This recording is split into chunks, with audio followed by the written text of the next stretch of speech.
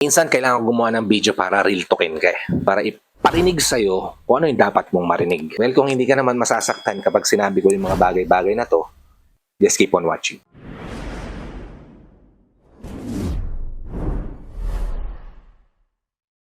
Kapatid, hindi lahat ng masakit worth it. At hindi porke mahal mo para sa'yo. Kasi unang reality check sa buhay, sa relasyon, hindi enough yung love lang. Kailangan din ng respeto at emotional maturity. Ikalawang reality check, yung attraction, nagpe-fades yan over time. Kaya kung pangit yung nararamdaman mo sa kanya, pangit yung pagtingin mo sa kanya, dahil pangit yung ugali niya, eventually, yung mahaba mong pasensya, mapuputol din. Mapapagod ka rin. At ikatlong reality check, ang komunikasyon, ang lifeline ng relasyon. Kasi sa totoo lang, girls, walang manghuhula ng nasa isip nyo at wala rin manghuhula ng nararamdaman nyo. Kailangan nyo i-vocalize yan. Sabihin nyo sa kanya, ipaintindi sa kanya para tumatak sa isipan at sa puso niya.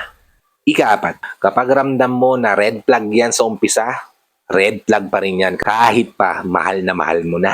Sa totoo lang, kahit napakamahal natin tong taong to, hindi nito nabubura yung toxicity nila sa relasyon nyo. Kaya take note on that, kapatid, ha? At ang ikalimang reality check, ang tamang tao para sa'yo, hindi yan perpekto. Kasi wala naman talagang perpektong tao. Pero kung yung taong pinili mo marunong mag-ayos ng relasyon nyo, marunong makinig, at willing mag-grow na kasama ka, yan yung taong dapat mong makasama hanggang dulo. I hope nabigyan kita ng insight, ideas o tips dito sa video na ginawa ko ngayon.